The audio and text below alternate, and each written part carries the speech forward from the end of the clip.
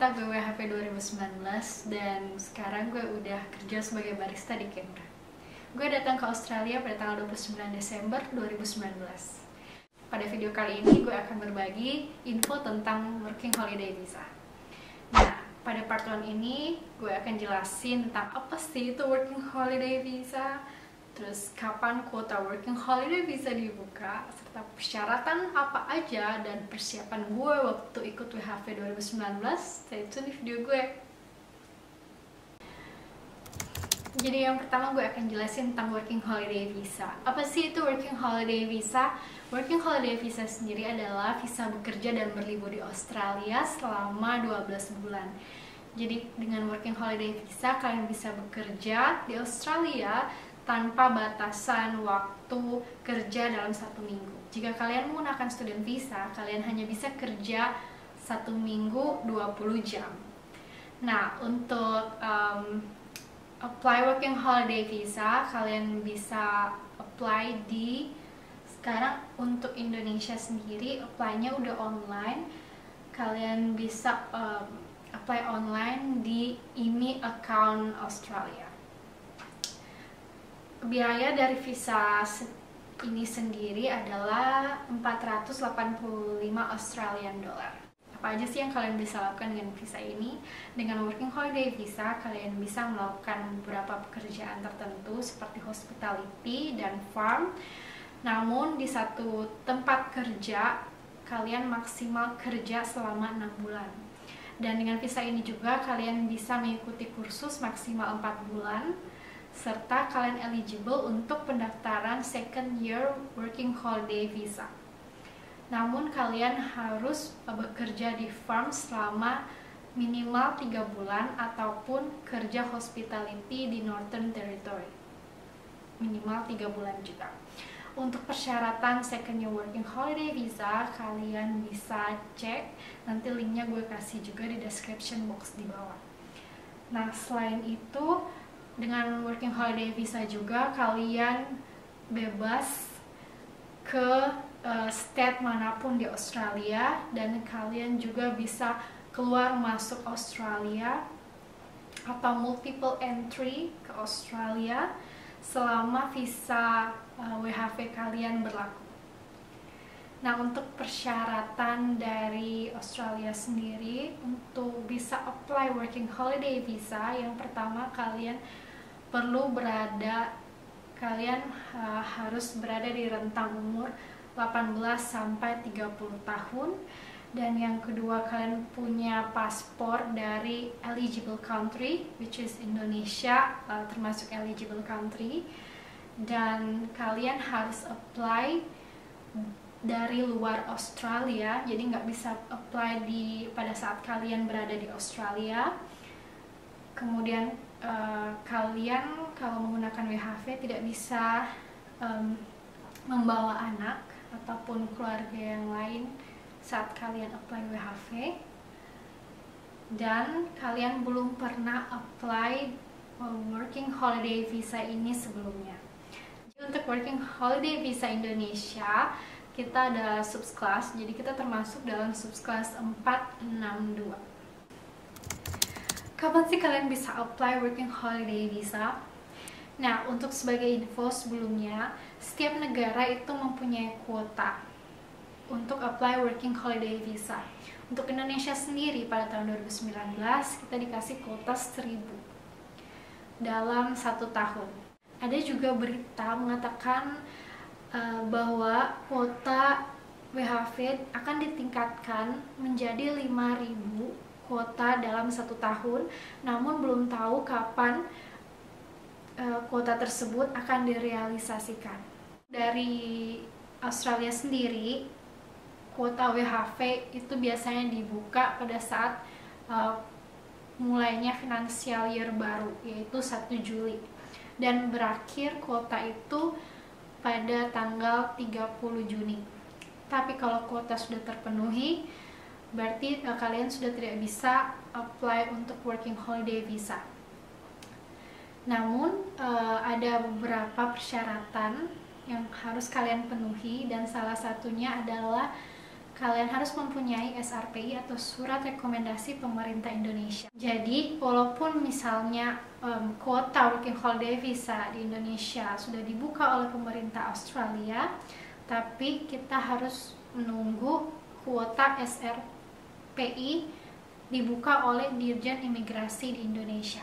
Karena kalian harus mempunyai surat itu sebelum kalian apply ke IMI account Australia. Jadi kapan sih atau sekitar bulan apa kuota SRPI dibuka oleh Dirjen Imigrasi? Sebenarnya belum ada tanggal yang pasti setiap tahunnya, karena untuk tahun 2019-2018 itu beda-beda tanggalnya, dan kalian bisa lihat informasinya di Instagram dari Dirjen Imigrasi. Nah, untuk tahun 2019 sendiri kuota dibuka pada tanggal 2 September 2019, dan di-announce-nya bahwa kuota itu dibuka pada tanggal 2 September itu di-announce-nya pertama kali oleh Imigrasi Indonesia itu pada tanggal 20-an Agustus 2019. Jadi waktunya itu cukup mepet, jadi kalian perlu mempersiapkan dokumen-dokumen yang dibutuhkan sebelum-sebelumnya. Namun kalian harus memperhatikan masa berlaku dari dokumen yang kalian siapkan itu. Dokumen apa aja sih yang kalian perlukan untuk apply Working Holiday Visa? Yang pertama adalah paspor. Kalian perlu mempunyai paspor dengan masa berlaku minimal 12 bulan saat kalian apply Working Holiday Visa.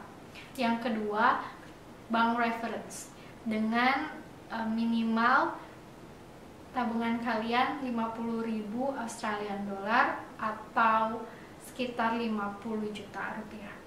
Sebagai bukti kalian bisa bertahan hidup di Australia. Kemudian yang ketiga adalah sertifikat kemampuan bahasa Inggris, yaitu IELTS. Harus IELTS dan tidak boleh TOEFL maupun sertifikat bahasa Inggris yang lain, dan minimal kalian mempunyai skor IELTS adalah 4. Kalian bisa tes IELTS akademik maupun general. Selanjutnya adalah SRPI atau Surat Rekomendasi dari Pemerintah Indonesia.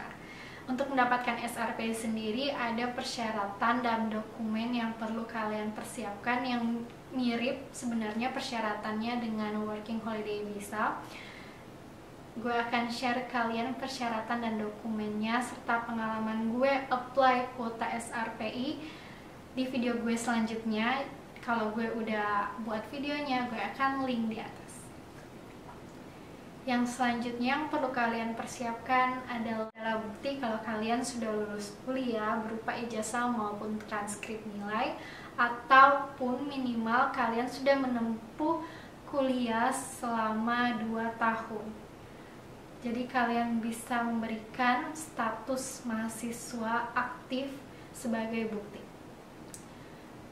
Dan terakhir, kalian perlu mengikuti medical check up di rumah sakit yang sudah ditentukan oleh pemerintah Australia. Sekarang gue akan share kalian gimana sih persiapan gue sebelum gue apply WHV tahun 2019. Nah, waktu itu yang pertama kali gue siapkan adalah IELTS, karena masa berlaku IELTS itu cukup panjang, yaitu 2 tahun. Jadi gue waktu itu nggak kursus IELTS lagi, karena gue udah pernah kursus IELTS sebelumnya dan gue udah pernah tes IELTS sebelumnya waktu gue kuliah. Jadi waktu itu gue cuma kayak latihan soal IELTS aja. Gue punya buku kayak IELTS Cambridge, gue gunain juga Barton. Dan kalian juga bisa belajar IELTS atau mau tes IELTS sendiri itu di YouTube. Jadi ada yang kalian search aja IELTS Cambridge. Nah, itu yang pertanyaan-pertanyaannya atau jenis soalnya itu mirip dengan pada saat kalian tes IELTS. Jadi bukan sama ya, jenis pertanyaannya itu mirip pada saat kalian tes IELTS. Jadi kalau kalian yang belum pernah tes IELTS, kalian bisa coba untuk ngerjain listening dan readingnya, jadi kalian bisa tahu sekitaran berapa skor kalian. Karena untuk penilaian speaking dan writing itu agak susah ya, karena itu agak subjektif dari penilai. Tapi kalian bisa tahu skor IELTS kalian untuk reading dan listening. Nah, setelah waktu itu gue tes IELTS sekitar bulan Mei. Jadi gue pada saat kuota buka bulan September, IELTS gue masih berlaku, bahkan masih berlaku cukup panjang. Nah, setelah gue persiapan IELTS, waktu itu gue juga memperpanjang paspor gue karena waktu itu udah mau habis. Karena persyaratan paspor itu 12 bulan minimal saat kalian apply. Jadi gue perpanjang paspor karena udah mulai pas antrian paspor online itu agak susah juga sih untuk dapat antriannya. Jadi kalian perlu mempersiapkan juga untuk paspor kalau misalnya paspor kalian udah mau kadaluarsa. Kemudian waktu itu juga gue searching soal barista, kerjaan barista, dan gue belajar soal latte art juga di rumah waktu, karena gue pengennya waktu gue datang ke Australia gue udah bisa latte art dan gue udah tahu buat kopi. Jadi waktu itu juga gue searching soal kursus gratis, dan gue dapat waktu itu di BLK Bekasi. Jadi gue ikut kursus di BLK Bekasi selama 1 bulan, dan gue kerja part time juga di cafe. Setelah gue kursus, gue cari kerja part time, dan waktu itu gue cuma 3 minggu sih kerja part time-nya. Tapi dengan kerja part time gue banyak praktek juga untuk buat kopi, dan dari situ gue tahu gimana caranya buat kopi menggunakan mesin espresso. Dan dengan gue belajar latte art di rumah, gue juga udah bisa buat latte art waktu gue sampai di Australia. Nah, selain dokumen dan skill yang gue persiapkan juga, waktu itu juga ada persyaratan bank reference. Dan gue sebenarnya waktu bank reference gue urusnya deket-deket, karena waktu itu sebenarnya gue udah pernah urus bulan Mei, tapi karena September baru dibuka, dan waktu itu bank reference gue cuma berlaku 3 bulan. Jadi waktu gue tahu bulan Agustus kalau akan dibukanya bulan September, gue langsung pergi ke bank, langsung urus lagi bank reference gue. Waktu itu juga gue ngurus SKCK. Jadi SKCK yang gue urus itu minimal setingkat Polda. Waktu itu gue tinggal di DKI Jakarta, jadi gue ngurusnya di Polda Metro Jaya yang lokasinya di Kebayoran Baru, Jakarta Selatan. Nah, karena masa berlaku SKCK itu 6 bulan, waktu itu gue urusnya sekitar bulan Juni atau Juli gitu. Untuk dokumen transkrip dan ijazah karena gue udah punya, jadi gue udah gak ngurus lagi, itu aja.